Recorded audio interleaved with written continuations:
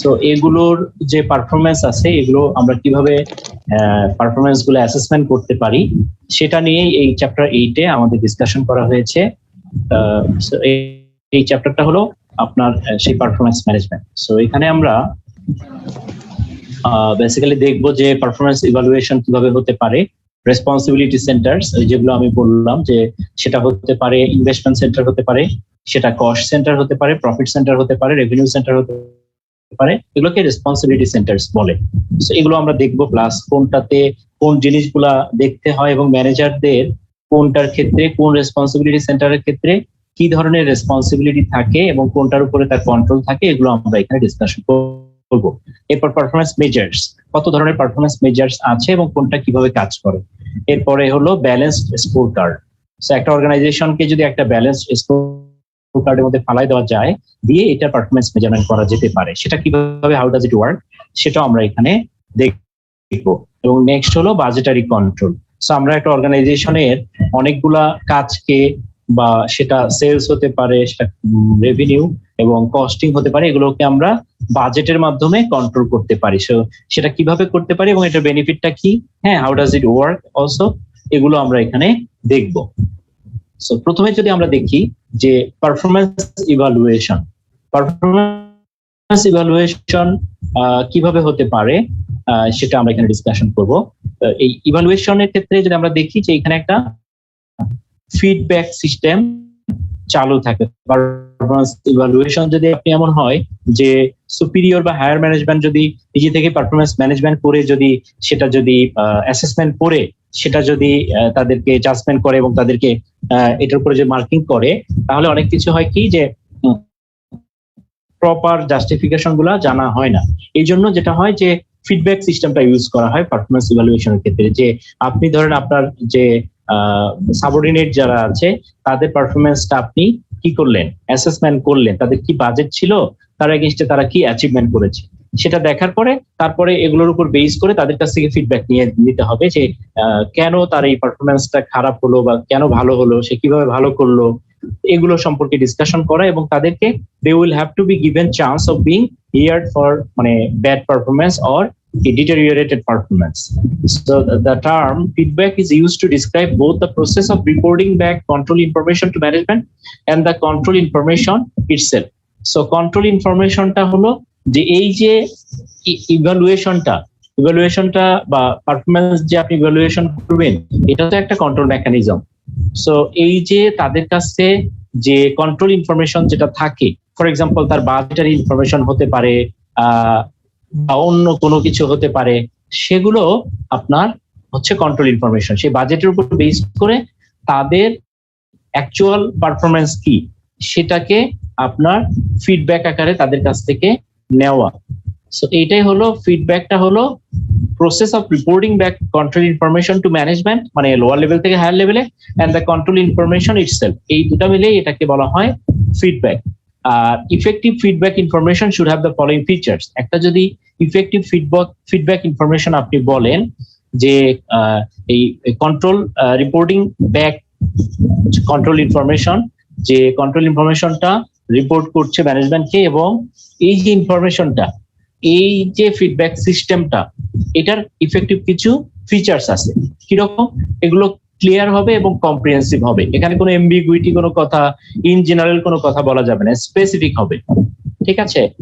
Use an exception reporting format, যদি কোনো কোনো ক্ষেত্রে এক্সেপশন হতে পারে সেই জিনিসগুলোকে কনসিডার করতে হবে। ফর এক্সাম্পল, আপনি আপনার ধরেন একটা পার্টিকুলার একটা প্রোডাক্টের সেলসের জন্য ইয়ারলি একটা টার্গেট ফিক্স করে দিয়েছেন, দেওয়ার পরে হঠাৎ করে কোভিড চলে আসলো, আসার কারণে যে সেলসে যে ফল হলো, মানে তার যে টার্গেট যে সে অ্যাচিভ করতে পারলো না, এটা তার কন্ট্রোলে নাই, এটাই হলো এক্সেপশন।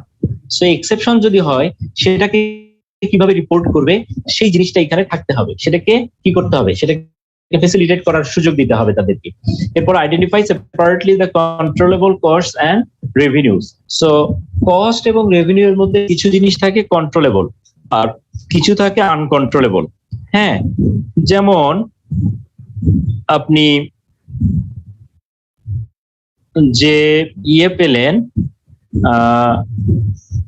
এই যে কি বলে, আপনার যে টার্গেট থাকলো, টার্গেটের যে রেভিনিউ আছে, রেভিনিউ এর কিছু পার্ট আছে আপনি কন্ট্রোল করতে পারেন না, কিছু পার্ট আছে মার্কেট কন্ট্রোল করবে, সেখানে আপনার কোনো হাত নাই। সো এনিহাউ যদি মার্কেট রিলেভেন্ট যে আপনার যে ডিটারমিনেন্ট গুলো আছে, এই ডিটারমিনেন্ট গুলো যদি চেঞ্জ হয় বা আপনার মানে অ্যাডভার্স সিচুয়েশনে চলে যায়, তাহলে কিন্তু আপনার রেভিনিউ ফল করতে পারে, যেটার উপর আপনার কোনো হাত নাই অ্যাজ এ সেলস পারসন। আর কস্টের ক্ষেত্রে যারা কস্ট নিয়ে কাজ করছে বা যাদের হাতে এই বাজেটটা দেওয়া আছে, তাদের কিছু আছে কন্ট্রোল করার মতো, চাইলে তারা একটু মিতব্যয়িতা অর্জন করে এটাকে যতটুকু কন্ট্রোল করতে পারে। আর কিছু আছে এটা কন্ট্রোল করার কিছু নাই, সেটা পে করতেই হবে, সেই কস্ট গুলো ইনকার করতেই হবে। সো এটা সেপারেটলি আইডেন্টিফাইবল হয়, prepared on a regular basis. এই ফিডব্যাক ইনফরমেশন সিস্টেমটা এটা অন আ রেগুলার বেসিসে আপনার প্রিপেয়ার করা হয়। তার একটা হয়তো ফ্রিকোয়েন্সি থাকতে পারে, এটা it may be monthly or quarterly or মানে whatever may be the timeline set by management. এটা রেগুলার টাইমলি আপনাকে সেন্ড করতে হবে। আপনি ধরেন মান্থলি দিতে হয়, এখন জানুয়ারি মাসেরটা আপনি দিতে দিতে মার্চে গিয়ে দিলেন, তাহলে তো ওই ইনফরমেশনের কোনো মানে রিলেভেন্স থাকে না কিন্তু। হ্যাঁ, আপনি যতই রিলায়েবল ইনফরমেশন দিতে গিয়ে সময় নেন না কেন, রিলেভেন্সও থাকতে হবে। একটা সময় পার হয়ে গেলে এই ইনফরমেশন দিয়ে কিন্তু কোনো লাভ নেই। এটা একটা ইম্পর্টেন্ট বিষয়। আর sufficiently accurate for the purpose intended. হ্যাঁ, সো যে পারপাসে এটা প্রিপেয়ার করা হয় তার জন্য যেন সাফিসিয়েন্টলি এটা অ্যাকিউরেট হয়। আর communicated to the manager who has authority and responsibility to act on the information. এখন ইনফরমেশন কোনটা কাকে রিপোর্ট করতে হবে, তার জন্য তো প্রত্যেকটা অর্গানাইজেশন একটা গাইডলাইন্স থাকে। সো সেটা অনুসারে যাকে দেওয়ার কথা তাকেই দিতে হবে। অযথা একটা আপনি ধরেন অনেকে আছে যে কোনো একটা রিপোর্ট পাঠাচ্ছে, যাদের এখানে কোনো কাজ নেই বা যার আসলেই কোনো রোল নেই, তাকেও এই মেলের মধ্যে রাখছে। এটা হয় কি তার জন্য মানে কাম্বারসাম হয়ে যায় ম্যানেজ করা। এই জন্য যে ইনফরমেশনটা যার কাছে যাওয়া দরকার তাকেই কমিউনিকেট করতে হবে এটা। So inappropriate performance measures can lead to a lack of goal congruence and may introduce budget bias. So আপনার পারফরমেন্স মেজার্স যদি আপনি ব্যবহার করেন, সেটা অ্যাপ্রোপ্রিয়েট হতে হবে। সেটা যদি ইনঅ্যাপ্রোপ্রিয়েট হয়, তাহলে যেটা হয় ল্যাক অফ গোল কনগ্রুয়েন্স হয়। গোল কনগ্রুয়েন্স বলতে কি বোঝায়? গোল কনগ্রুয়েন্স হলো যে অর্গানাইজেশনের গোল এবং আপনার এমপ্লয়ি যারা কাজ করছে তাদের গোল যেন সেম হয়। কিরকম? আপনি তার যদি সেলস এর টার্গেট অ্যাচিভ করে, এই টার্গেটের উপরে তাকে যদি একটা বোনাস বা একটা কমিশন দেওয়া যায়, তাহলে কি হবে? তার গোল এবং অর্গানাইজেশনের গোলটা সেম থাকবে। সে চিন্তা করবে অর্গানাইজেশন যদি গেইন করে, আমারও এখান থেকে কিছু গেইন হবে, তাহলে সে আরো মোটিভেটেড হয়ে কাজ করবে। সেটা যদি না হয়, পারফরমেন্স মেজার্সটা যদি এরকম না হয়, তাহলে এখানে ল্যাক অফ গোল কনগ্রুয়েন্স থাকে, মানে কারো গোলের সাথে অর্গানাইজেশনের গোলের মানে কনগ্রুয়েন্স বা কনসিস্টেন্সি নেই। So in that case there may be কি বাজেট বায়াস থাকতে পারে, যে অর্গানাইজেশনের অ্যাচিভমেন্ট আছে কিন্তু এই এমপ্লয়ীদের কোনো অ্যাচিভমেন্ট নাই। তাতে করে হয় কি মানে এটার ওই আপনার অ্যাচিভমেন্টটা কম হয়। ঠিক আছে। আর হোপউড একটা ইভালুয়েশনের 3টা স্টাইলের কথা বলেছেন। সেই 3টা হলো বাজেট কনস্ট্রেইন করে দেওয়া দিয়ে আপনি ইভালুয়েশন করতে পারেন, প্রফিট কনসাস করতে পারেন, যে কম বাজেট মানে নাই, যে যত বেশি প্রফিট জেনারেট করতে পারে। আর নন অ্যাকাউন্টিং হতে পারে, যে অ্যাকাউন্টিং ফিগার দিয়ে না, অন্য কোনো সাবজেক্টিভ কোনো তাকে কিছু গাইডলাইন্স আপনি দিতে পারেন যে এগুলো অ্যাচিভ করতে হবে। ওই সাবজেক্ট ম্যাটার গুলো অ্যাচিভ করতে পারলেই তাহলে তারা কি হবে, যে অর্গানাইজেশন তাকে মানে তার কি বলে তার অ্যাচিভমেন্ট হয়েছে, পারফরমেন্স অ্যাচিভমেন্ট হয়েছে বলে ধরে নিবে। এটা হলো পারফরমেন্স ইভালুয়েশন রিলেটেড আমাদের যে কথাগুলো বলা আছে আমাদের সিলেবাস। স্যার ইফেক্টিভ ফিডব্যাক ইনফরমেশনের স্যার একটা অর্গানাইজেশনাল স্ট্রাকচার বেসড একটা যদি एग्जांपल দিতেন স্যার। एग्जांपल ইফেক্টিভ কোনটার কথা বলছেন? ইফেক্টিভ ফিডব্যাক ইনফরমেশনের? জি স্যার। ইফেক্টিভ ফিডব্যাক ইনফরমেশন আমি যেমন বললাম আপনাকে, যে ধরেন সেলস রিপোর্ট দিতে হয় উইকলি, কিছু অর্গানাইজেশন বা মোস্ট অফ দা অর্গানাইজেশন কি করে সেলস এর ক্ষেত্রে উইকলি রিপোর্ট দেখে, যেগুলো ধরেন স্পেশালি ম্যানুফ্যাকচারিং কোম্পানি আছে তাদের ক্ষেত্রে উইকলি তারা রিপোর্ট দেখে। হ্যাঁ, সো কোন জোনের বা কোন স্পেসিফিক জোন বা এরিয়ার যে রিপোর্ট আছে উইকলি দেওয়ার কথা, তারপরে উইক যখন শেষ হবে তখন এই রিপোর্টটা দিতে হবে। এখন উইক শেষ হয়ে গেল, তারপরে আপনি 4-5 দিন পরে যদি রিপোর্ট দেন, তাহলে এটা কি ইফেক্টিভ হবে? স্যার টাইমলি হবে না। জি হ্যাঁ, সো এটা একটা এক্সাম্পল হতে পারে।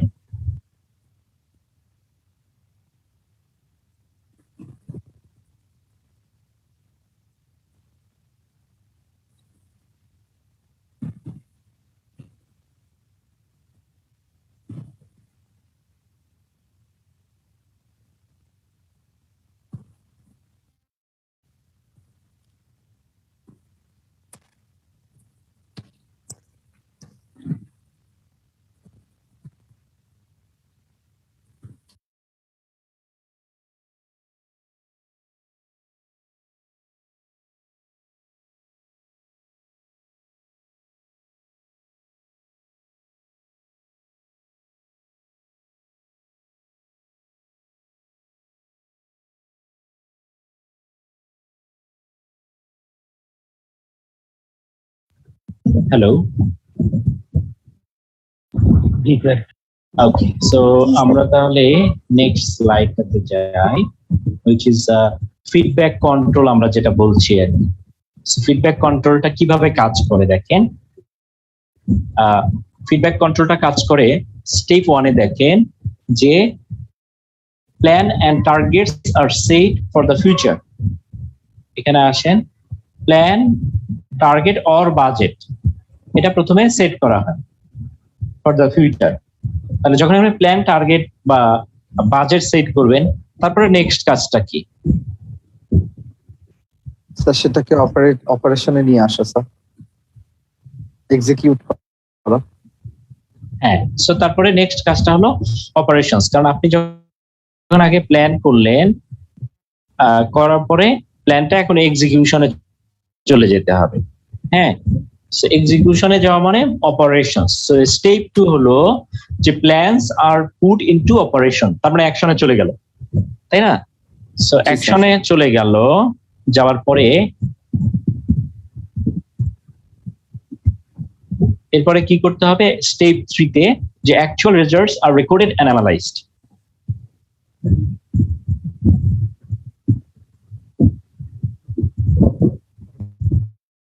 হ্যাঁ, তারপরে সেটা কি, যে অপারেশনে যাওয়ার পরে ওখান থেকে তো আপনার আউটপুট চলে আসবে। ধরেন আপনি প্ল্যান করলেন যে আপনার ধরেন একটা ম্যানুফ্যাকচারিং কোম্পানি আছে, আপনার উইকলি আপনার বাজেট সেট করলেন যে উইকলি আপনি 10,000 পিস আপনি প্রোডাকশন করবেন।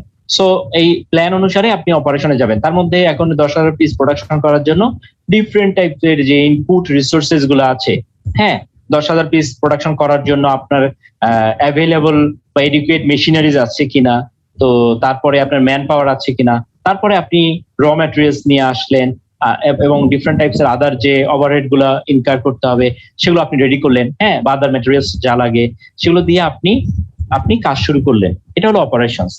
করার পরে আপনার আউটপুট চলে আসলো। হ্যাঁ, সো আউটপুট চলে আসলো, ধরেন এটা হতে পারে আপনার ফর এক্সাম্পল এটা হতে পারে যে চকলেট। হ্যাঁ, তো আউটপুটে আপনার চকলেটটা চলে আসলো, আসার পরে আপনি দেখলেন যে অ্যাকচুয়াল আউটপুট আসলো চকলেটটা। তারপরে আপনি এটাকে মেজার করলেন যে আমার যে ইনপুট ছিল সে ইনপুটের যে র ম্যাটেরিয়ালস এবং যে টাইম ইউজ করে, যে ইনপুট ইউজ করে আমার যে আউটপুট পাওয়ার কথা সেটা আমি পেয়েছি কিনা সেটা আপনি দেখলেন। সো এটাই হলো 3 হলো actual results are recorded and analysed. So measure output. এরপরে ফিডব্যাক অফ ইনফরমেশন। এই যে আপনার যে প্ল্যান, টার্গেট আর বাজেট ছিল, তার আগে সেটা আপনি অ্যাকচুয়াল ইনফরমেশন পেলেন, হ্যাঁ, তখন আপনাকে এটা কি করতে হবে? ফিডব্যাক দিতে হবে। সো সেটা কি? স্টেপ 4 এ information about actual results is fed back to the management. কি করতে হবে? আপনাকে এটা কম্পারিজন করতে হবে, করে এটা ম্যানেজমেন্টের কাছে ফিডব্যাক দিতে হবে। সো এরপরে the feedback is used by management to compare actual results. So management যেটা কি করবে? এটা কম্পেয়ার করবে, করে অ্যাকচুয়াল রেজাল্টসটা প্ল্যানের সাথে কম্পেয়ার করে দেখে তারপরে অ্যাকশন, কন্ট্রোল অ্যাকশন নিতে পারে সে, যে হয়তো বা আপনার যে অ্যাকচুয়াল আউটপুট সেটা বাজেটের চেয়ে কম, কন্ট্রোল অ্যাকশন নিতে পারে, অথবা দেখলো যে হয়তো টলারেবল লিমিটের মধ্যে আছে, কমও হতে পারে একটু বেশি হতে পারে, বাট টলারেবল লিমিটের মধ্যে, তখন in that case management may decide to do nothing. Right. আর যদি দেখে যে সিগনিফিকেন্ট ডেভিয়েশন আছে, in that case they may alter the plan or target. তখন যদি বুঝে যে আসলে আনকন্ট্রোলেবল, মানে এটা কন্ট্রোলেবল না from the part of the people who are actually involve with the operations, তাদের কন্ট্রোলে না, এটা আসলে আমরা যে প্ল্যান বাজেট বা টার্গেটটা ঠিক করছি এটা আসলে ওভার মানে এম্বিশিয়াস ছিল, ইন দ্যাট কেস তারা কি করবে, এই প্ল্যান বা টার্গেটটাকেই অল্টার করবে। So this is how feedback control system work. ঠিক আছে, তো আমরা তাহলে নেক্সট সাথে যাই, ফিচার্স অফ ইফেক্টিভ ফিডব্যাক। এই যে ফিডব্যাকটা যে দিবে নিচের লেভেল থেকে উপরের লেভেল, এটার ফিচার্স গুলা কি? হ্যাঁ, সেটা আমরা একটু আগেও দেখেছি, ওটার সাথে মিল আছে।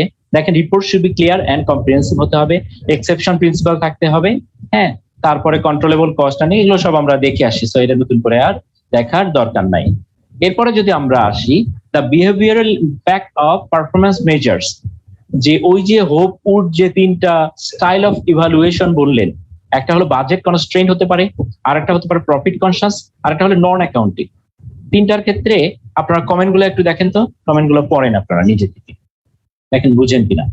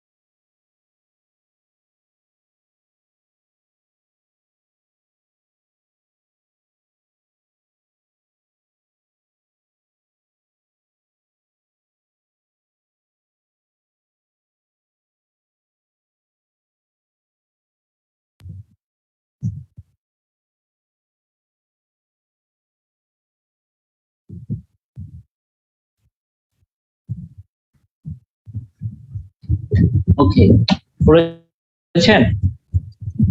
কেউ একজন বলতে পারবেন যে বাজেট কনস্ট্রেইনটা রিলেটেড কি কমেন্ট আছে? How the budget constraint system is working?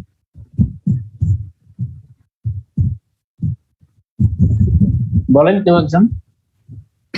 Sir budget constraint যেটা মানে পরে যেটুকু বুঝলাম যতটুকু স্যার, যে স্যার অ্যাকচুয়াল যে কস্ট আর বাজেটের যে কস্ট স্যার, যে প্রভিশন যেটা আর কি ধরা হলো, অ্যাবজর্ব করা হলো, যতটুকু কস্ট হতে পারে, তো স্যার বাজেটেড কস্ট আর অ্যাকচুয়াল কস্টের মধ্যে ভেরিয়েন্সটা খুব বেশি হলে হবে না স্যার। মানে সেটার সাথে একটা কনসিডারেশন জায়গায় গিয়ে স্যার প্রোডাকশন হোক ম্যানুফ্যাকচারিং হোক সেটাকে ইভালুয়েট করতে হবে। ওকে, সো ভ্যারিয়েন্সটা মানে কোন ধরনের ভ্যারিয়েন্স? তো পজিটিভ ভ্যারিয়েন্স থাকে, নেগেটিভ ভ্যারিয়েন্স। পজিটিভ ভেরিয়েন্স যদি হয় যে তাহলে সেটা তো ইফেক্টিভ হলো বা ইফিশিয়েন্ট হলো, বাট যদি নেগেটিভ ভেরিয়েন্স হয় সেক্ষেত্রে জিনিসটা এরকম টলারেবল ইরোড, যতটুকু পর্যন্ত সেটাও যদি ক্রস করে যায় সেই লিমিটটা, যতটুকু বাজেট করা হয়েছিল তার থেকে অনেক বেশি পরিমাণে কস্ট চলে এসছে অ্যাকচুয়াল কস্ট, সেক্ষেত্রে সেটাকে কনসিডারেবল না সেটা। সো বাজেট কন্ট্রাস্ট ম্যানারে মানে একটা দুটোর মধ্যে একটা ম্যাচ আপ রেখে মিক্স আপ রেখে আর কি স্যার প্রোডাকশনে যেত। টলারেবল লিমিট বলতে আপনাদের আন্ডারস্ট্যান্ডিং? স্যার টলারেবল বলতে স্যার যদি এখানে কোম্পানি পলিসি অনুযায়ী স্যার যদি তারা কোনো পার্সেন্টেজ বা রেশিও হারে যদি তারা ডিসাইড করে যে অ্যাকচুয়াল কস্ট আর বাজেটেড কস্টের মধ্যে এত পরিমাণ রেশিও টলারেট করা যাবে ভ্যারিয়েন্সটা, এর চাইতে বেশি হলে সেক্ষেত্রে এটা কনসিডারেবল না, এর চেয়ে কম হলে সেটা এফিশিয়েন্ট হবে। ওকে, গুড। সো আপনারা সবাই হয়তো বুঝতে পেরেছেন যে বাজেট কনস্ট্রেন্টের মধ্যে তাদের জন্য একটা বাজেট ফিক্স করে দেওয়া হয়, সেটা এই বাজেটটার উপর বেস করে তাকে পারফর্ম করতে হবে, which is called budget constraint, right? So এরপর প্রফিট কনসিয়াস। সো এটা নিয়ে একজন বলেন, অন্য কেউ আরেকজন বলেন।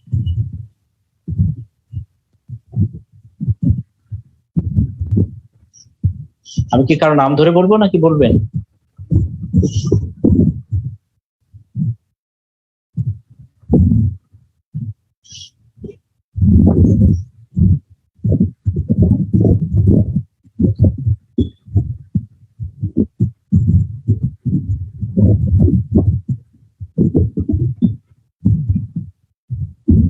কেউ তো বলছে না।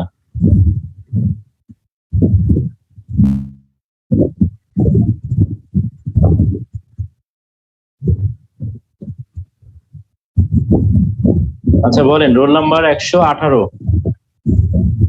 118 রোল কার? শুভ মজুমদার। শুভ মজুমদার কি আছে?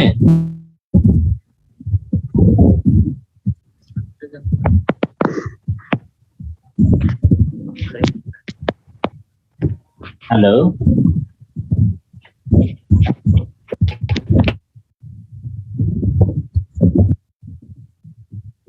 হ্যাঁ, হ্যান্ড রেজ করেছে কে?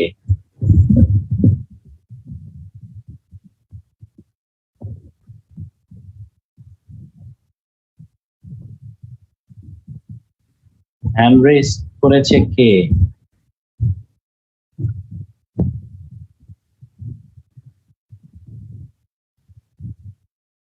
আচ্ছা, 118 রোল নেই।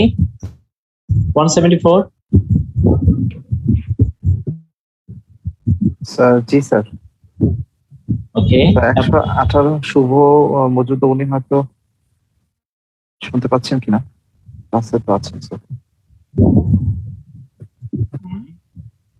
174 আব্দুল্লাহ আল আতিফ স্যার। আতিফ, আপনি কি এর আগে অ্যান্সার করেছেন? জি স্যার, আমি আনসার করেছিলাম। ওকে, সো এরপরে 199 নাকি? এটা কি রোল নাকি এখন number? Sir roll number sir. Smriti, এরপরে স্মৃতি না? স্মৃতি আছেন? জি স্যার। হ্যাঁ, আপনি সেকেন্ডটা একটু এক্সপ্লেইন করেন তো। Profit conscious sir. হ্যাঁ, প্রফিট কনসিয়াস।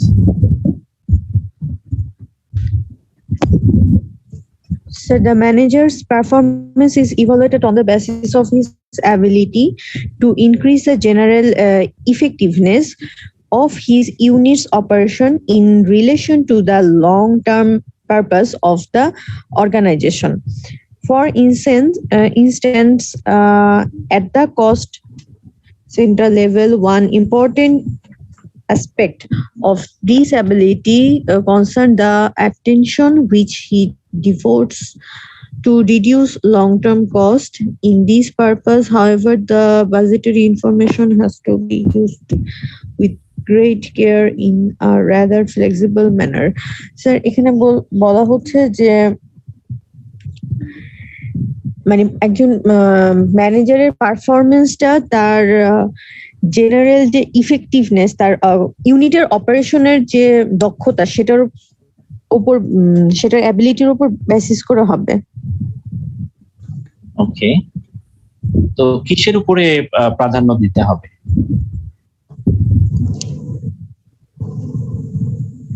স্যার আমার এখানে মনে হচ্ছে যে মানে কস্ট মিনিমাইজেশনের যে ইয়াটা সেটার উপর স্যার জোর দেওয়া হচ্ছে।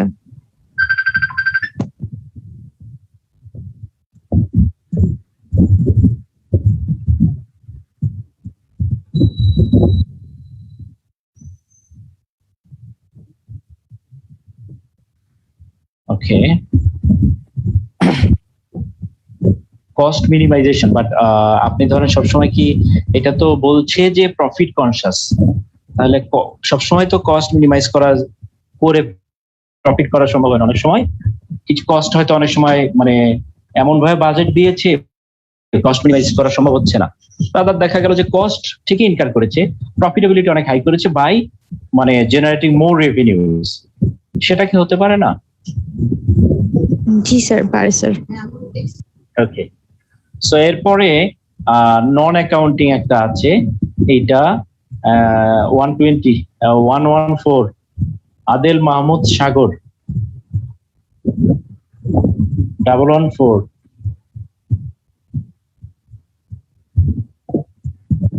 আছে, 114 আছে।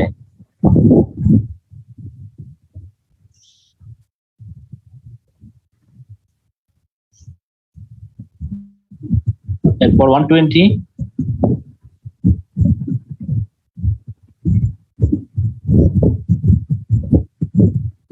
134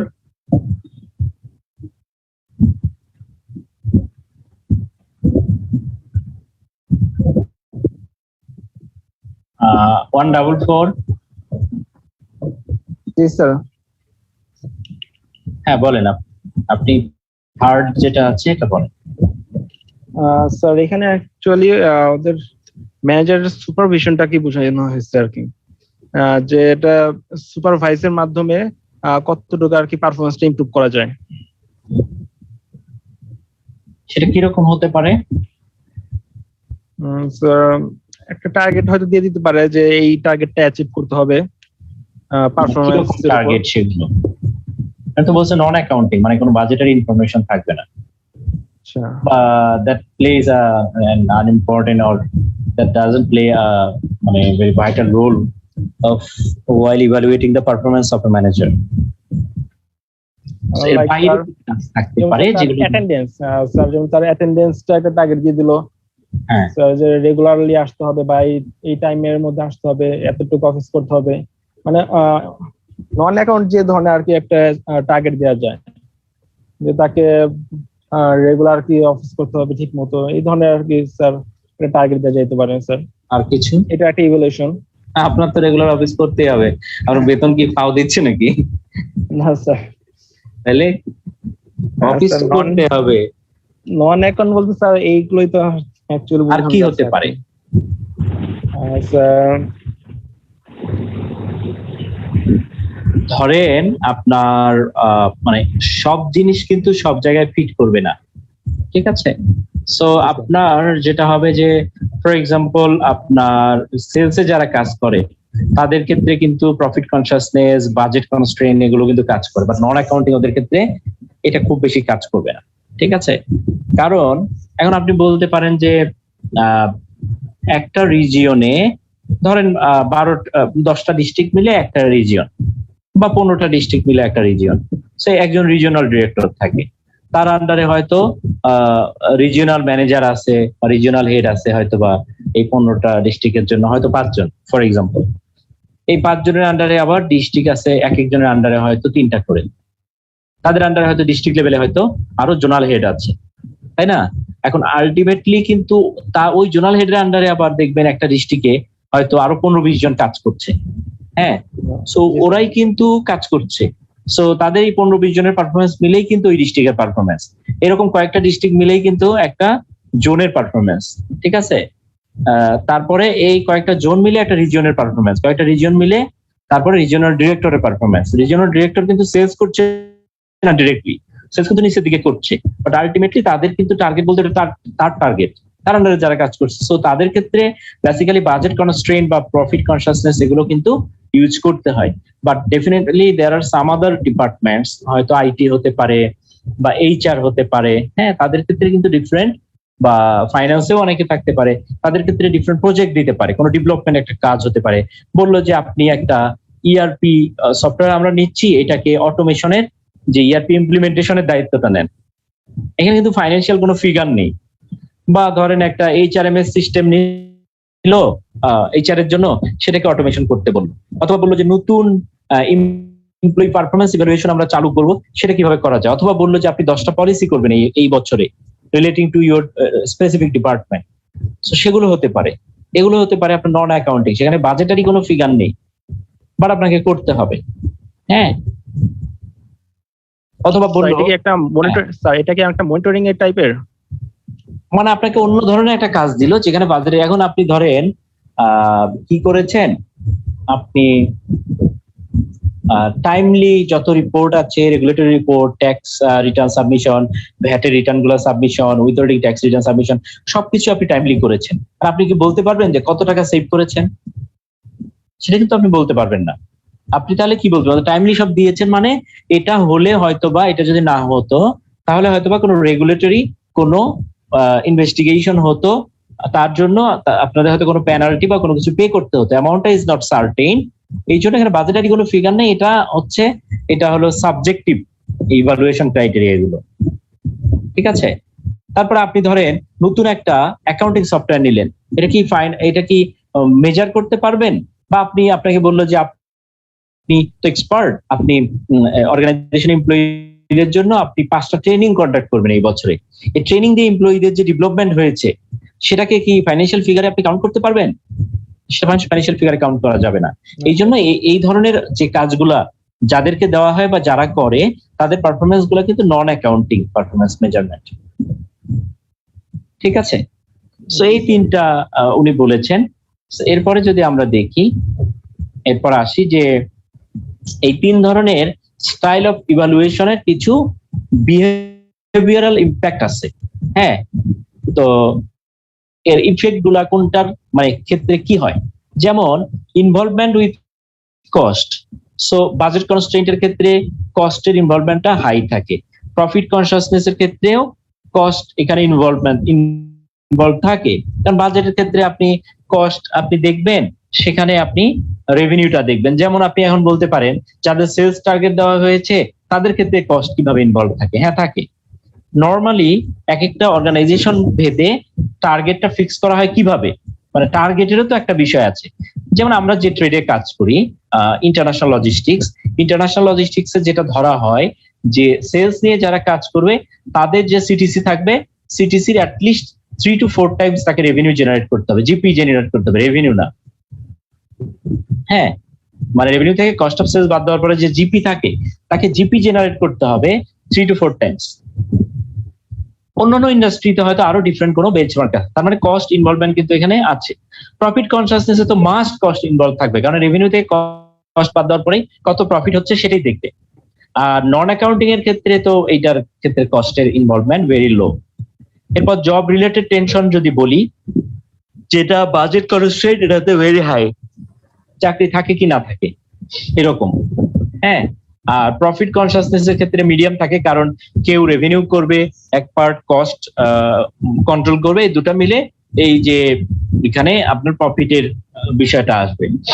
আর নন অ্যাকাউন্টিং এর ক্ষেত্রেও এটা মিডিয়াম থাকে। এটা হচ্ছে তার অ্যানালাইসিস এর রেজাল্ট আর কি। হয়তো কিছু স্যাম্পল নিয়ে উনি অ্যানালাইসিস করেছেন, সেগুলো উনি বলেছেন। আপনাদের বা আমার মতামত হয়তো আরো একটু ডিফারেন্টও হতে পারে, বাট এটা উনি বলেছেন। Manipulation of the accounting reports, মানে অ্যাকাউন্টিং রিপোর্টকে ম্যানিপুলেট করার চান্স থাকে, যেটা বাজেট কনস্ট্রেইন্টে ভেরি হাই। প্রফিট কনসিয়াসনেসে বলছে লো, আর নন অ্যাকাউন্টিং এর ক্ষেত্রে বলছে লো। বাট আমার কাছে যেটা মনে হয়, আমার পার্সোনাল ওপিনিয়ন হলো প্রফিট কনসিয়াসনেসেও এই আপনার অ্যাকাউন্টিং রিপোর্টকে ম্যানিপুলেট করার চান্স থাকে, কারণ তারা চাইবেই যে প্রফিটটা একটু হাই করে দেখাতে, তাই না? এটা উনি ওনার যে অ্যানালাইসিস করেছেন, উনি যে স্যাম্পল নিয়ে, সেখানে এটাকে লো বলেছেন। জি স্যার। জাস্ট আ মিনিট, আমার একটা কল আসছে ডক্টরের কাছে।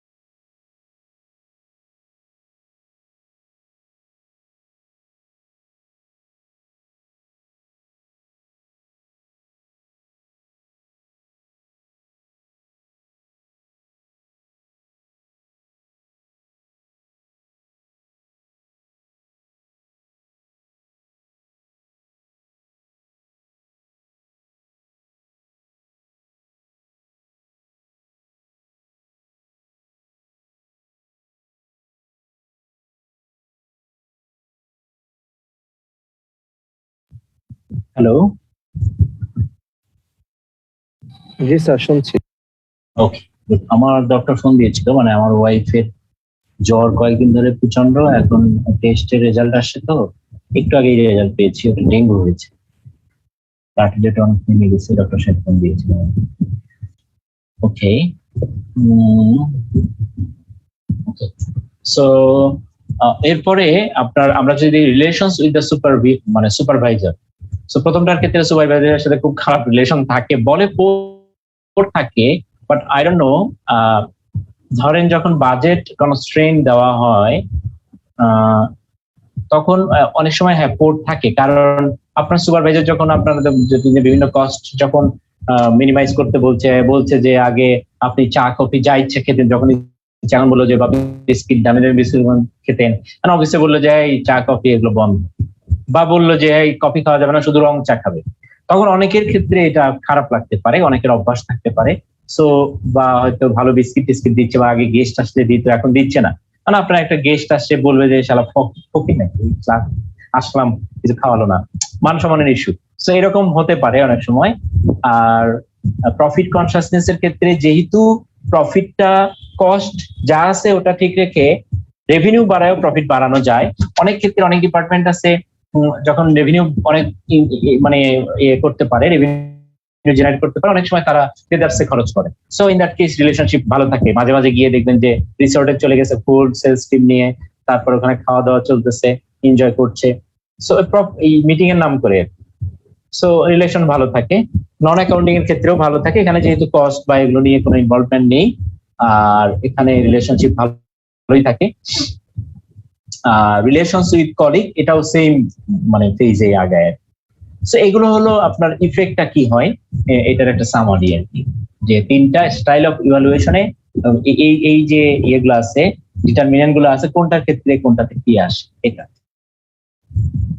এরপর যদি আমরা দেখি রেসপন্সিবিলিটি সেন্টার্স, আপনারা ডিসেন্ট্রালাইজেশন বলতে কি বোঝেন বলেন? মানে যে কোনো কাজকে স্যার মানে ভাগ করে দেওয়া স্যার, সেন্ট্রালাইজ না করা, যে কোনো একটা কাজকে ভেঙে ভেঙে মানে স্যার সাবঅর্ডিনেটদের মাঝে সেটা ভাগ করে দেওয়া স্যার। কিরকম স্যার বলতে গেলে স্যার দেখা গেল স্যার একটা আমরা অডিট করতে গিয়েছি কোন একটা ক্লায়েন্টে, সেক্ষেত্রে ইনকাম স্টেটমেন্টের বিভিন্ন হেড আছে, তো কোনো একটা ইন্ডিভিজুয়ালকে পুরো ইনকাম স্টেটমেন্টটা অডিট করতে না বলে আমরা যদি এরকম করি যে কাজের ওয়ার্কফ্লোটাকে বাড়ানোর জন্য দুটো করে হেড সবাইকে ভাগ করে দিলাম, যে তোমরা পার পার্সন এই হেড গুলো দেখবে, এই যে পুরো প্রসেসটাকে ডিসেন্ট্রালাইজড করা হলো একজনকে না দিয়ে, সেটাকে স্যার ডিসেন্ট্রালাইজেশন বলা যেতে পারে স্যার। Thank you. আর কেউ কিছু বলতে চান?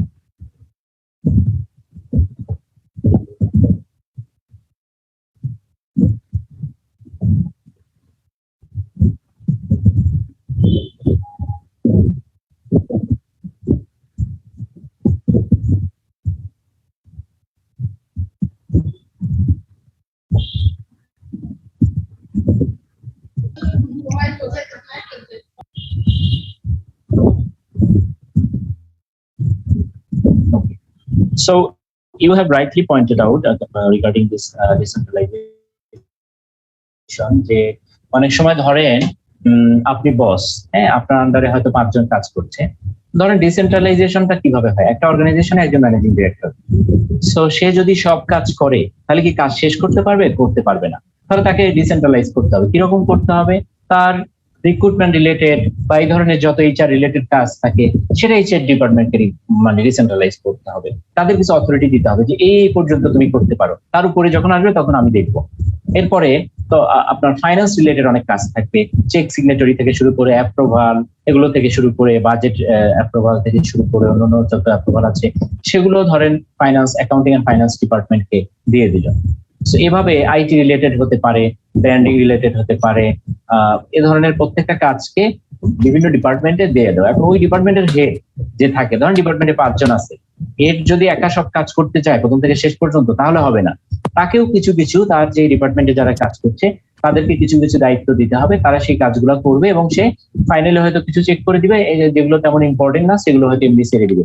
এভাবে করে করে নিচের দিকের লোকজনকে কি করা, তাদেরকে এই কাজ দিয়ে তারা যখন সিনিয়র হয়ে আসবে তাতে যেন ওই ডিপার্টমেন্টাল হেড হিসেবে যে কাজগুলো করতে পারছে সেগুলো যেন তারাও মানে ইউজ টু হয়ে আসে এবং তারও যেন জব লোডটা কমে যায়, তাতে সবাই যে রাইট কাজ মানে যেটা রাইট পারসন যেন রাইট কাজটা করতে পারে এবং অর্গানাইজেশনের ইফিসিয়েন্সিটা গ্রো করতে পারে। ঠিক আছে, প্রাইম মিনিস্টার তো সবকিছু করতে পারবে না, হ্যাঁ, তাকে কি করতে হবে, তাকে বিভিন্ন মন্ত্রণালয়ে ভাগ করে দিতে হয়েছে, তারা তো এখন মন্ত্রীরা তো সব কাজ করতে পারবে না, মিনিস্টাররা কি করে ওই অ্যাডমিনিস্ট্রেটিভ হেড হিসেবে সেক্রেটারি যে থাকে ওই স্পেসিফিক মিনিস্ট্রি উনি দেখেন, তারপরে তার আন্ডারে বিভিন্ন ইয়ে থাকে, এরপরে ডিস্ট্রিক্ট লেভেলে আপনার ডিসি থাকে, তারপরে উপজেলা লেভেলে ইউএনও থাকে, এইভাবে কাজগুলোকে ডিসেন্ট্রালাইজ করে দেওয়া যে এই পর্যন্ত তুমি করতে পারবা, বাকি যেগুলো সেগুলোর জন্য তুমি এখানে অ্যাপ্রুভালের জন্য আসো।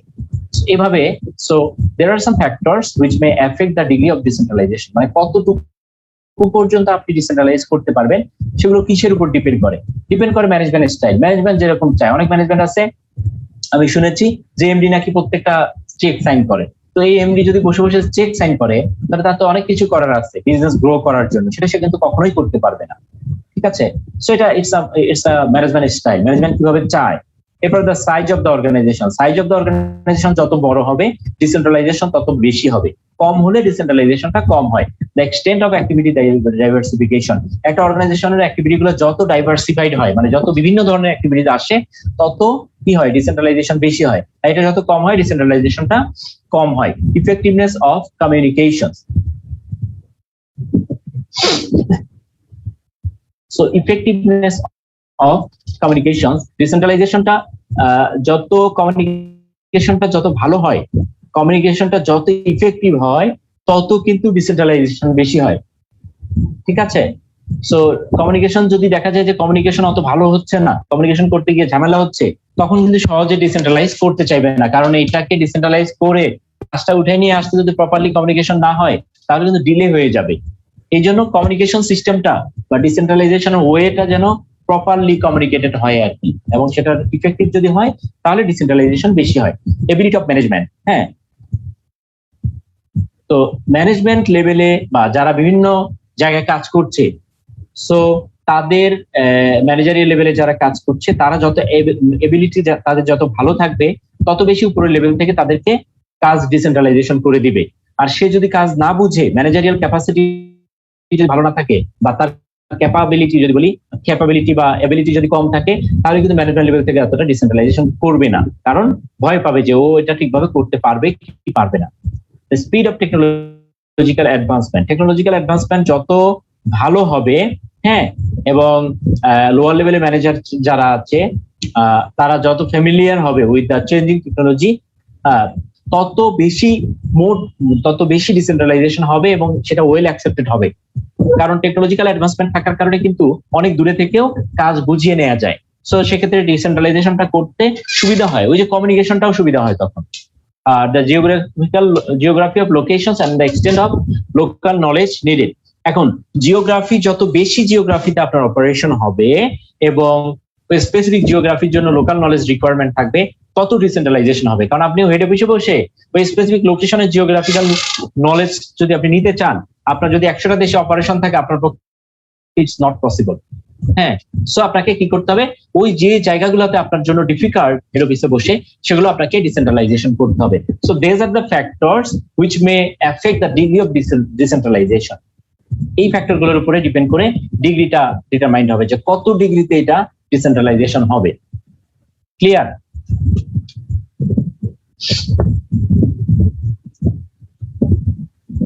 জি sir, clear. Okay, so next যদি আমরা দেখি responsibility centres. So responsibility centres গুলোর ক্ষেত্রে ডিসেন্ট্রালাইজেশনের অ্যাডভান্টেজেস এন্ড ডিসঅ্যাডভান্টেজেস। অ্যাডভান্টেজেস গুলো কি হতে পারে? Senior managers are free from detailed involvement in day to day operations. এটা তো আপনারা নিশ্চয়ই বুঝতে পেরেছেন যে উপরের দিকের লোকরা তাদের লেস ইম্পর্টেন্ট কাজগুলো নিচের দিকের লোককে দিয়ে তাদেরকে ট্রেন আপ করে এবং নিজে একটু ফ্রি থেকে ওই ভালো কাজগুলো যে উপরের লেভেলের যে ক্রিটিক্যাল কাজগুলো আছে সেগুলোতে কনসেন্ট্রেট করতে পারে। The quality of decisions is likely to improve. তাহলে ওই যে সে যেহেতু অত বেশি কাজের মধ্যে বক ডাউন নেই, এই জন্য সে যে কাজগুলো একদম ইম্পর্টেন্ট কাজগুলো করছে এবং সেগুলো ডিসিশন দিচ্ছে, প্রপার এবং কোয়ালিটিফুল ডিসিশন দিতে পারবে সে। তাই increased responsibility should motivate managers. নিচের দিকের ম্যানেজাররা যখন আরো বেশি রেসপন্সিবিলিটি পাচ্ছে তখন সে মোটিভেটেড ফিল করবে যে হ্যাঁ আমাকে গুরুত্ব দেওয়া হচ্ছে। এরপরে decision should be taken more quickly, দ্রুত ডিসিশন নেওয়া সম্ভব হয়। এখন যদি নিচের লেভেলে আপনার আন্ডারে 10 জন কাজ করে, 10 জন 10টা প্রবলেম নিয়ে যদি আসে, তাহলে আপনি আপনার কাজটা কখন করবেন, ওই 10টা প্রবলেম নিয়ে কখন সলভ করবেন। রাদার আপনি যদি ছেড়ে দেন এই তুমি ডিসিশন নিয়ে নাও এটা, তাহলে ওরাও ওই কাজটা দ্রুত হবে, আপনাকেও কিন্তু এটাতে নাক গলাতে হচ্ছে না, আপনার সময়ও নষ্ট হচ্ছে না, কুইকলি ডিসিশন নেওয়া সম্ভব হবে। Decentralised operations provide valuable training grounds for future senior managers. ওই যে ও নিচে থেকে কাজ শিখে শিখে উপরের দিকে আসছে, তাহলে ফিউচারে তার উপরের দিকের কাজ করতেও খুব বেশি বেগ পেতে হবে না, হ্যাঁ, কারণ সে লোড নিয়ে নিয়ে উপরে আসছে। দ্যাট ডিসঅ্যাডভান্টেজেস অফ ডিসেন্ট্রালাইজেশন কি হতে পারে? It can be difficult to coordinate the activities of the organisation. যদি বেশি ডিসেন্ট্রালাইজ করে ফেলেন, কে কি কাজ করছে প্রপারলি করছে কিনা, আপনি আবার দেখবেন বেশি ফ্রি হয়ে যাবেন কাজ করতে যদি না চান প্রপারলি, আপনি যদি সময় না দেন তাহলে আপনি অনেক সময় বুঝবেন না আপনার সাবঅর্ডিনেটরা কি কাজ করছে, আপনাকে ফাঁকি দিচ্ছে কিনা, যে কাজ যতটুকু সময় করার কথা সেই সময়ে না করে আপনাকে অনেক সময় ফাঁকি দিতে পারে। হ্যাঁ, the organization might effectively divide into a number of self-interested segments. So আপনার তখন দেখা যাবে যে ওই সেলফ ইন্টারেস্টেড সেগমেন্টে ভাগ হয়ে যেতে পারে। কাজ দেওয়ার কারণে, রেসপন্সিবিলিটি দেওয়ার কারণে তারা হয়তো মনে করবে যে সে অনেক ইয়ে করছে। আপনার সাবঅর্ডিনেট হয়তো কাজ মানে আপনি 10 জনকে 10টা কাজ দিচ্ছেন, ওই 10 জন যে লেভেলে বুঝবে আপনার তো ওই লেভেলের আন্ডারস্ট্যান্ডিং থাকবে না, আপনি অত সময়ও নেই। সো দেখা যাবে এর মধ্যে অনেকে আছে আপনার বসের সাথে ডিরেক্ট কমিউনিকেট করবে, করে তাকে দেখা যাবে সে বুঝাবে যে সে আপনার চেয়ে বেশি বুঝে, এরকম অনেকে করে। ঠিক আছে, senior managers lose control over day to day activities. অনেক সময় সিনিয়র ম্যানেজাররা যদি ইনভলভমেন্ট একদমই না থাকে, তাহলে তারা ডে টু ডে অ্যাক্টিভিটিস এর উপরে কন্ট্রোল হারিয়ে ফেলতে পারে। আর evaluating the performance of managers and their areas of responsibility become difficult sometimes. যে তাদেরকে বিভিন্ন সময় বিভিন্ন ধরনের বা বিভিন্ন ক্যাটাগরির রেসপন্সিবিলিটিস দেওয়া হচ্ছে, সেগুলোর প্রপার কেপিআই যদি সেট করা না হয় প্রত্যেকটার এগেইনস্টে, তাহলে তাদের পারফরমেন্স ইভালুয়েশন করা would be very difficult. And there may be a duplication of some roles. একই কাজ হয়তো ডিফারেন্ট পিপল করছে, সময় অনেক বেশি নষ্ট হচ্ছে, এটাও হতে পারে। করার পরে সেই কাজ যদি তাকে আপনি ইন্ডিপেন্ডেন্স না দিয়ে, ফ্রিডম না দিয়ে যদি আবার আপনি যদি ওটাকে রিওয়ার্ড করেন, তাহলে লাভ কি হলো? একই কাজ 2 জন করলো। এই ধরনের সিচুয়েশন যেন ক্রিয়েট না হয়, এই জিনিসটার প্রতি লক্ষ্য রাখতে হবে ডিসেন্ট্রালাইজেশনের ক্ষেত্রে। এরপরে আমরা দেখি যে রেসপন্সিবিলিটি সেন্টারস এর ক্ষেত্রে রেসপন্সিবিলিটি অ্যাকাউন্টিংটা কিভাবে আমরা করতে পারি এবং কত ধরনের রেসপন্সিবিলিটি সেন্টার আছে, তাদের ক্ষেত্রে ম্যানেজারের কন্ট্রোল কিসের উপরে থাকে এবং প্রিন্সিপাল পারফরম্যান্স মেজার্স গুলো কি হতে পারে, রাইট? সো রেসপন্সিবিলিটি অ্যাকাউন্টিংটা is a term used to describe decentralization of authority. That is, the performance of the responsibility centers shall be measured in terms of কি অ্যাকাউন্টিং রেজাল্টস। তার মানে এই যে কস্ট সেন্টার, এই যে revenue centre, profit centre, investment centre, এদের result গুলা কি, এটা এক একটা করে রেসপন্সিবিলিটি সেন্টার্স। এদের যে রেজাল্ট গুলা, ইট can B describe or measured in terms of accounting results.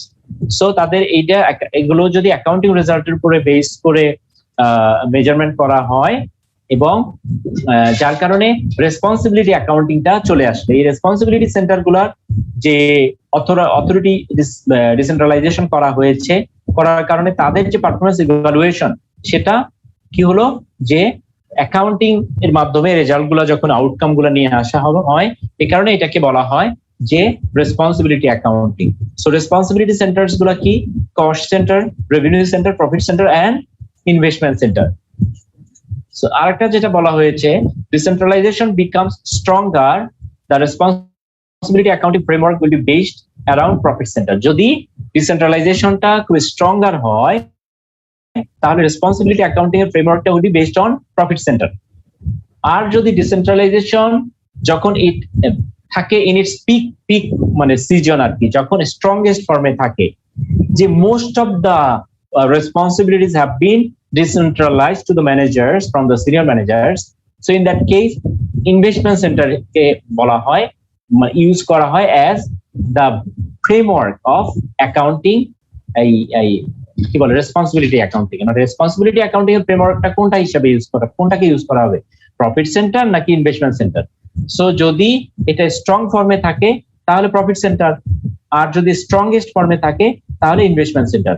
R normal যেটা যদি না থাকে, অর্থাৎ স্ট্রং ফর্মে না থাকে, তাহলে ইন্ডিভিজুয়াল এরিয়া ওয়াইজ, যেমন কস্ট সেন্টার, রেভিনিউ সেন্টার, এক একটা পার্ট আলাদা আলাদা করে ভাগ করে দেওয়া হয়। সো এটা হলো ইম্পর্টেন্ট জিনিসগুলা regarding responsibility accounting and responsibility centres. এখন আমরা এই রেসপন্সিবিলিটি সেন্টার ওয়াইজ যদি দেখি যে ম্যানেজারের কোন কোন জায়গাগুলোতে কন্ট্রোল থাকে এন্ড প্রিন্সিপাল পারফরম্যান্স মেজার্স গুলা কি কি আছে। আমরা যদি কস্ট সেন্টারের কথা বলি তাহলে ম্যানেজারের কন্ট্রোল থাকবে শুধুমাত্র কস্টের উপরে, এর বাইরে যেগুলো কন্ট্রোলেবল কস্ট, তাও আবার there are some general costs the manager of a specific responsibility center doesn't have the control over those costs, সেগুলো না, বাট যেগুলো কন্ট্রোলেবল কস্ট থাকে সেগুলোর উপরে ম্যানেজারের কন্ট্রোল থাকবে। এবং এগুলো মেজারের জন্য প্রিন্সিপাল পারফরম্যান্স মেজার্স গুলো হলো ভেরিয়েন্স অ্যানালাইসিস হতে পারে, এফিসিয়েন্সি মেজার্স হতে পারে, এই দুটা। এরপরে রেভিনিউ সেন্টারে যদি আসি, রেভিনিউস অনলি, এখানে শুধু রেভিনিউ, আর এটা রেভিনিউ দিয়েই পারফরম্যান্স মেজার করা হয়। ইন দ্যাট কেস হয়তো বাজেটেড রেভিনিউর সাথে অ্যাকচুয়াল রেভিনিউ এবং তার যে রেট আছে, ভলিউম আছে, এগুলোকে কম্পেয়ার করে এটার আউটকামটা বের করা যেতে পারে আর কি। এরপর প্রফিট সেন্টারের ক্ষেত্রে এই যে কন্ট্রোলেবল কস্ট এবং sales price including transfer prices, এগুলো কনসিডার করা হয়। এবং এগুলোর ক্ষেত্রে মেজারমেন্ট যে পারফরম্যান্স মেজার্স যেগুলো আছে, মেথোডোলজি আছে, এগুলোর ক্ষেত্রে প্রফিট অথবা প্রফিট মার্জিনস কে আমরা কনসিডার করতে পারি। আর ইনভেস্টমেন্ট সেন্টারের ক্ষেত্রে আমরা যেটা দেখবো যে কন্ট্রোলেবল কস্ট, সেলস প্রাইস বা রেভিনিউ, আউটপুট ভলিউমস আছে, investment in non current assets and working capital, সবকিছু, মানে একটা অর্গানাইজেশনের যা যা আছে, হ্যাঁ, একটা ইনভেস্টমেন্ট সেন্টার বলা হয় তখনই যখন তার এই অর্গানাইজেশনটা স্বয়ং সম্পূর্ণ সব দিক থেকে, তখন এটাকে বলা হয় investment centre. So in that case সেটার ক্ষেত্রে return on investment, residual income, other financial ratios আছে, এনপিভি হতে পারে, আইআরআর হতে পারে, এআরআর হতে পারে, হ্যাঁ, পেব্যাক পিরিয়ড হতে পারে, এগুলো সবকিছু আমরা এখানে কনসিডার করতে পারি as principal performance measures. So এই চারটা রেসপন্সিবিলিটি সেন্টারের ক্ষেত্রে এই ম্যানেজারের কন্ট্রোল এবং প্রিন্সিপাল পারফরম্যান্স মেজার্স গুলো এখানে বলা হয়েছে। ঠিক আছে, এরপরে আসে আমাদের পারফরম্যান্স মেজার্স। আপনারা কি কন্টিনিউ করতে চান নাকি বিরক্ত হয়ে যাচ্ছেন? না স্যার, কন্টিনিউ করুন স্যার। সো আগের স্লাইডটা বা রেসপন্সিবিলিটি সেন্টারস নিয়ে কোনো কোশ্চেন আছে আপনাদের?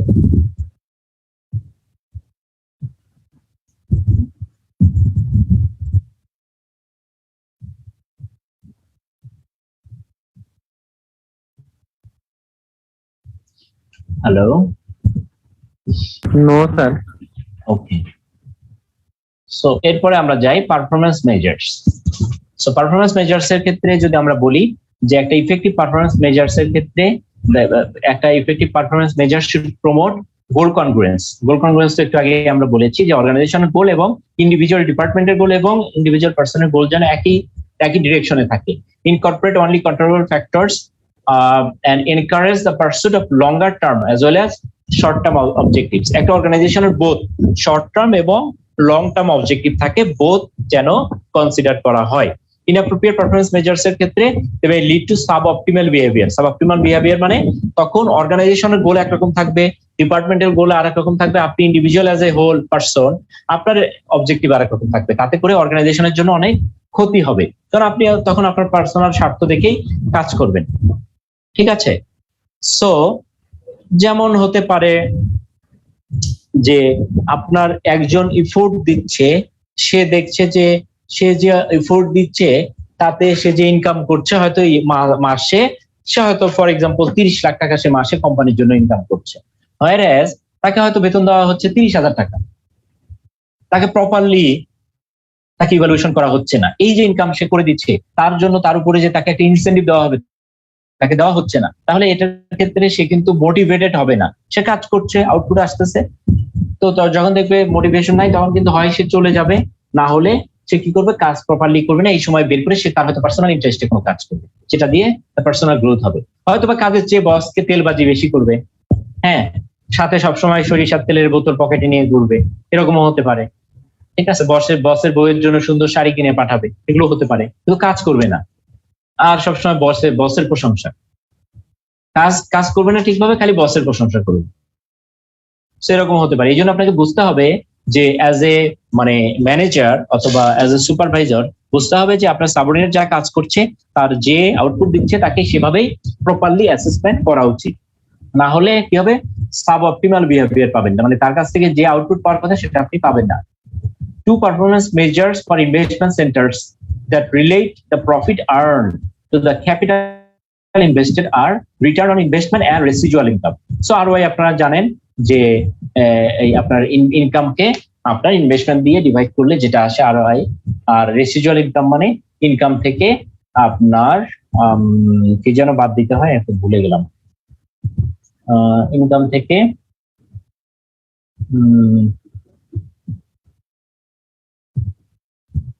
মানে মার্জিনাল ইনকাম যেটা থাকে আর ইনকাম থেকে কিছু একটা বাদ দিতে হয়, এটা একদম ভুলে গেছি, পরে বলছি। So ROI tends to focus attention on short term profit.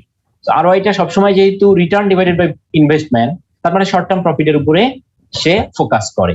R ROI is a measure of an investment centres profits after deducting a notional আচ্ছা, ROI টা হলো রেসিডুয়াল ইনকাম, মানে আপনার যে টোটাল যে ইনকাম হলো, হ্যাঁ, প্রফিটটা হলো সেখান থেকে আপনার নোশনাল ইম্পিউটেড ইন্টারেস্ট কস্ট, তার মানে আপনি ধরেন ইনকাম হয়েছে আপনার ধরলাম 5 লাখ টাকা, সেখান থেকে আপনার যে ইনভেস্টমেন্ট করেছেন সেটা তো একটা কস্ট অফ ফান্ড আছে, এই কস্ট অফ ফান্ড যেটা বা ইন্টারেস্ট যেটা হয় এটাকে বাদ দিতে হবে, দিলেই ROI টা চলে আসে, রেসিডুয়াল ইনকামটা চলে আসে। সো ROI টা less useful as a comparative measures, কারণ আপনি একটা কোম্পানি যদি বড় হয় আর একটা কোম্পানি ছোট হয়, ইন দ্যাট কেস আপনি ROI দিয়ে এটাকে কম্পেয়ার করতে পারবেন না, কারণ যেহেতু ফিগার, এখানে ফিগার আসে, যখনই ফিগার আসে একটা কোম্পানিতে আপনি 10 কোটি টাকা ইনভেস্ট করেছেন, সেখান থেকে যে প্রফিট আসবে সেটার যে ROI আসবে, আর আরেকটা কোম্পানিতে আপনি 100 কোটি টাকা ইনভেস্ট করবেন, তার যে ROI আসবে, ROI-টা তো আসবে ফিগারে, মানে অ্যাবসলিউট ফিগারে আসবে, এটাকে আপনি কম্পেয়ার করতে পারবেন না। বাট ROI যেটা, ROI-টা যেহেতু পার্সেন্টেজে আসে, এটা কম্পেয়ার করা যায় আর ইজি হয়। তাহলে আপনার একটা ইফেক্টিভ পারফরমেন্স মেজারসের বা একটা ইফেক্টিভ পারফরমেন্স মেজারমেন্ট সিস্টেমে কিছু জেনারেল রিকোয়ারমেন্টস থাকে, হ্যাঁ। সো একটা যেমন আমরা KPIs ইউজ করি, ফর এক্সাম্পল আপনি যদি একটা অর্গানাইজেশনে কাজ করেন, আপনার একটা অর্গানাইজেশনে কি হবে, আপনার কি পারফরমেন্স ইন্ডিকেটরস থাকবে। আপনি একজন ধরেন ফাইন্যান্সে, আপনি একজন একটা কোম্পানির ফাইন্যান্সে কাজ করেন, সেখানে আপনার অনেকগুলো জব থাকবে, সেই জবগুলোকে ভাগ করা হয়, বিভিন্ন ক্যাটাগরিতে ভাগ করে KPI সেট করা হয়, যে এক একটা KPI এর এগেইনস্টে হয়তো 4-5টা কাজ থাকতে পারে। আপনার যে জেডি থাকে, জব রেসপন্সিবিলিটিতে হয়তো আপনার 10-15টা বা 20টা কাজ আছে, এগুলোকে আগে ক্লাস্টার ওয়াইজ ভাগ করা হয়, ক্লাস্টার ওয়াইজ 4টা বা 5টা স্মার্ট KPI ফিক্স করা হয় আপনার জন্য। So এগুলো আপনার জন্য performance measures. So KPIs might be used to monitor the performance of each responsibility center. So same as that, আপনার যখন একটা পার্সনের জন্য যখন KPI সেট করা হয়, ওই পার্সনের KPI গুলো সবগুলো যোগ করার পরে একটা ডিপার্টমেন্টের KPI সেট হয়, এবং এভাবে 4-5টা ডিপার্টমেন্টের KPI গুলো যোগ করে একটা ইনভেস্টমেন্ট সেন্টারের জন্য, হ্যাঁ, বা একটা রেসপন্সিবিলিটি সেন্টারের জন্য KPI সেট করা হয়। কস্ট সেন্টারের KPI থাকতে পারে, রেভিনিউ সেন্টারে এভাবে KPI সেট হয়, প্রফিট সেন্টারের KPI সেট হয়, এবং ইনভেস্টমেন্ট সেন্টারেরও KPI সেট হয়। সেটা ফাইন্যান্সিয়াল KPI হতে পারে, নন ফাইন্যান্সিয়াল KPIও হতে পারে, অথবা যেমন নন ফাইন্যান্সিয়াল কি, যে কাস্টমার স্যাটিসফ্যাকশন মেজার হতে পারে, internal measure of efficiency, quality and time, এগুলো নন ফাইন্যান্সিয়াল। ইনোভেশন মেজার, আপনি কি কি ইনোভেশন করেছেন এবছরে, এগুলো হলো আপনার নন ফাইন্যান্সিয়াল মেজার্স, হ্যাঁ। So in that case they should promote goal congruence. এই গোল কনগ্রুয়েন্স এর কথাটা দেখেন সবাই কিন্তু সব জায়গায় বলছে, সব ধরনের পারফরমেন্স মেজার্স এর ক্ষেত্রে, মানে গোল যদি অর্গানাইজেশনের যে অবজেক্টিভ আছে, মিশন ভিশন আছে, তার সাথে কনসিস্টেন্সি রেখে আপনার কিন্তু ডিপার্টমেন্টাল গোল এবং ইন্ডিভিজুয়াল পার্সনের গোল ঠিক করতে হয় আর কি। The measures should incorporate only those factors over which the responsibility center manager has control. তাহলে প্রত্যেকটা রেসপন্সিবিলিটি সেন্টারের ম্যানেজারের জন্য সেই গোলগুলাই সেট করতে হবে যেগুলো তার জন্য কন্ট্রোলেবল, যেগুলো কন্ট্রোলেবল না সেটা সে কিভাবে কন্ট্রোল করবে, রাইট? আপনি যদি HR হেডকে বলেন যে বছরে যে রেভিনিউ হচ্ছে, বছরে এত টাকা রেভিনিউ হবে, এটা আপনারও দায়িত্ব, এটা হতে পারে না। বা আপনি হয়তো ইন্টারনাল অডিটের হেডকে বললেন যে তার একটা সেলস টার্গেট দিয়ে দিলেন, এটা তো হতে পারে না। আমি অনেক অর্গানাইজেশনকে এই কোভিডের সময় দেখেছি যে সব ডিপার্টমেন্টের সেলস এর টার্গেট দিয়ে দিছে। এটা কিন্তু প্রপার একটা মানে একটা অর্গানাইজড একটা যদি ইফেক্টিভ একটা মানে পারফরমেন্স মেজারমেন্ট সিস্টেম হতে পারে না। ইন্টারনাল অডিটের হেড সে ফোন করে বলে যে ভাই আমার প্রোডাক্ট কিনতে হবে, আমার টার্গেট দিয়ে দিছে। তো এই কাজ যদি করে তাহলে তো সমস্যা।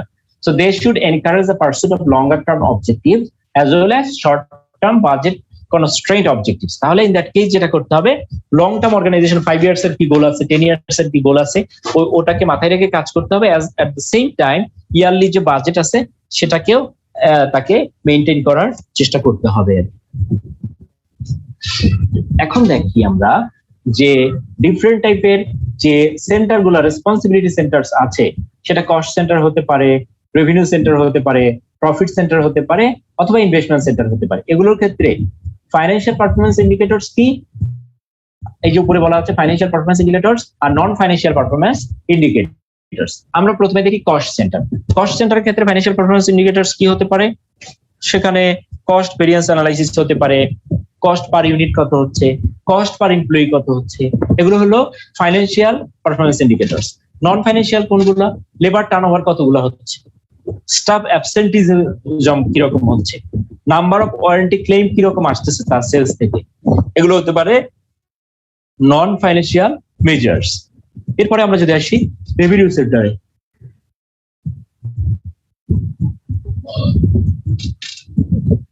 রেভিনিউ সেন্টারে আপনার ফাইন্যান্সিয়াল পারফরম্যান্স ইন্ডিকেটরস গুলো কি, রেভিনিউ ভেরিয়েন্স হতে পারে, রেভিনিউ আর্ন পার এমপ্লয়ি হতে পারে। আর নন ফাইন্যান্সিয়াল ইন্ডিকেটরস গুলো কি, গ্রোথ অফ রেভিনিউ, রেভিনিউ তো হচ্ছে তার গ্রোথটা কিরকম, হ্যাঁ, পার্সেন্টেজ অফ মার্কেট শেয়ার, এই কোম্পানির এই প্রোডাক্টটা মার্কেটে যে অন্যান্য কম্পিটিটরের যে সেম প্রোডাক্ট আছে সেখানে কতটুকু পার্সেন্টেজ সে মার্কেট শেয়ার কতটুকু। এরপরে প্রফিট সেন্টারের ক্ষেত্রে যদি আমরা বলি তাহলে এখানে ফাইন্যান্সিয়াল ইন্ডিকেটর গুলো জিপি, তারপর অপারেটিং প্রফিট, কন্ট্রিবিউশন মার্জিন। আর এটা নন ফাইন্যান্সিয়াল হতে পারে জিপি পার্সেন্টেজ কতটুকু, নেট প্রফিট পার্সেন্টেজ কতটুকু, এগুলো রিলেটিভ। ফাইন্যান্সিয়াল গুলা অ্যাবসলিউট আর নন ফাইন্যান্সিয়াল গুলা রিলেটিভ প্রফিট সেন্টারের ক্ষেত্রে। এরপর যদি আমরা দেখি ইনভেস্টমেন্ট সেন্টার, ইনভেস্টমেন্ট সেন্টারের ক্ষেত্রে কি হয়, যে return on investment, residual income, liquidity ratio, turnover, inventory turnover ratio, receivable turnover ratio, payable turnover ratio. So these are the মানে ratios আর কি, মানে এগুলো আপনার ফাইন্যান্সিয়াল পারফরম্যান্স ইন্ডিকেটরস। আর নন ফাইন্যান্সিয়াল পারফরম্যান্স ইন্ডিকেটরস গুলোর মধ্যে আছে number of new product development and health and safety measures, কতগুলো নতুন প্রোডাক্ট চলে আসলো, হেলথ এন্ড সেফটি মেজার্স কি নিয়েছে এগুলো। সো এগুলো প্রত্যেকটা এই সেন্টারের এগেইনস্টে এই ফাইন্যান্সিয়াল এবং নন ফাইন্যান্সিয়াল পারফরম্যান্স ইন্ডিকেটরস গুলো আমরা দেখলাম। এখন এখানে একটা এক্সপ্লেনেশন আছে, অ্যাবসলিউট মেজার্স বলতে কি বোঝায় দেখেন, the information which can be expressed as BDT or USD or any other financial currency or in units or kg or meter etc. মানে যখন একটা ভ্যালু আসবে সেটাকে আমরা বলি absolute measures. These are called absolute measures. If the information is expressed in absolute measures, then different industry information would not be comparable. Even একই ইন্ডাস্ট্রিতে একটা বড় একটা ছোট তখন কিন্তু এইভাবে কম্পেয়ার করা যায় না। So in that case আমাদের আসতে হয় relative measure. The information which are expressed in percentage are called relative measures. If the information is expressed in relative measure, then more than different industry information or different volume of information can be compared, right? Say একটা company বড়, আমি invest করছি 100 টাকা, return আসছে 10 টাকা। একটা কোম্পানিতে invest করছি আমি 200 টাকা, রিটার্ন আসছে 20 টাকা। এটাকে কম্পেয়ার করা 10 টাকার সাথে 20 টাকা কম্পেয়ার করা যায় না। হলো ওর গেইন হলো 10 টাকা, আমার গেইন তো 20 টাকা, তো হলো না। এটা হলো অ্যাবসলিউট মেজার। সো এই সব ক্ষেত্রে আপনাকে যেটা করতে হবে রিলেটিভ মেজারে যেতে হবে, পার্সেন্টেজে যেতে হবে, যে 10 টাকা 100 টাকার কত পার্সেন্ট, বা 20 টাকা 200 টাকার কত পার্সেন্ট, এভাবে পার্সেন্টেজে মেজার করতে হবে, which is called relative measure. So এগুলো হলো এই পার্সেন্টেজ পারফরম্যান্স মেজার্স। এরপরে পারফরম্যান্স মেজারের কিছু ইকুয়েশন দেওয়া আছে, এগুলো আপনারা দেখবেন। আমরা নেক্সট ক্লাসে বাকি অংশগুলো নিয়ে আমরা ডিসকাশন করব এবং কিছু ম্যাথমেটিক্যাল প্রবলেমও আছে। আমি পুরো লেকচারটাই দিয়ে রাখবো আপনাদেরকে, আপনারা দেখে রাখবেন। তারপরে নেক্সট ক্লাসে বাকিগুলো আমরা ডিসকাশন করব, প্লাস আমরা এই ম্যাথমেটিক্যাল যে প্রবলেমগুলো আছে এগুলো নিয়ে আলোচনা করবো আমরা। ঠিক আছে, আজকে মনে হয় না আপনাদেরকে আর বোঝার করা ঠিক হবে, আর আমার একটু বাইরে বের হতে হবে। মেডিসিন আনতে। সো আমি আপনাদের কাছে অ্যাপোলজি আমার, শিওর স্যার। ছুটি দিলে তাহলে আমি, কারণ দোকান বন্ধ হয়ে যাবে। Okay, thank you sir. Okay sir. Okay. So thank you so much for your nice cooperation. I am sending these slides to you. You please go through the full slide by tonight. যেহেতু আপনাদের পরীক্ষা অক্টোবরের শেষে হবে, so এখন with the classes, so every day we'll have to work very hard. আমি জানি আপনাদের অনেক কষ্ট হচ্ছে, আপনারা ক্লাস করছেন, তো ক্লাসের ফাঁকে যখন আমাদের আসতে দেরি হয়, আপনারা ওই সময়টাও নষ্ট করবেন না, আপনারা পড়বেন, ঠিক আছে? কারণ পড়াশোনা করে বা দুটা জিনিস মাথায় রাখবেন, অর্গানাইজেশনে কাজ করে আর আপনার যে রিলেভেন্ট পড়াশোনা আছে এগুলো পড়াশোনা করে কারো এগুলো বৃথা যায় না, এগুলো পে ব্যাক হয়। সো আপনার কষ্ট যেহেতু করছেন একটু ভালো করে করেন, হ্যাঁ। আর এই রিলেটেড আরো যদি কোনো হেল্প লাগে, পড়তে গিয়ে কোনো সমস্যা হয়, আমার নাম্বার তো দেয়া আছে আপনাদের মনে হয়, রাইট? সো ডে টাইমে যে কোনো মুহূর্তে আপনাদের প্রয়োজন হলে বা পড়তে গিয়ে কোনো রাতে হলেও আমার এই নাম্বার হোয়াটসঅ্যাপ আছে, এই নাম্বারটা হোয়াটসঅ্যাপ আছে, আপনারা ফোনে কলে না পেলে আপনারা WhatsApp, right? Thank you sir. Thank you sir. Thank you সবাইকে, আসসালামু আলাইকুম। ভালো থাকবেন, সাবধানে থাকবেন। আসসালামু আলাইকুম। Thank you.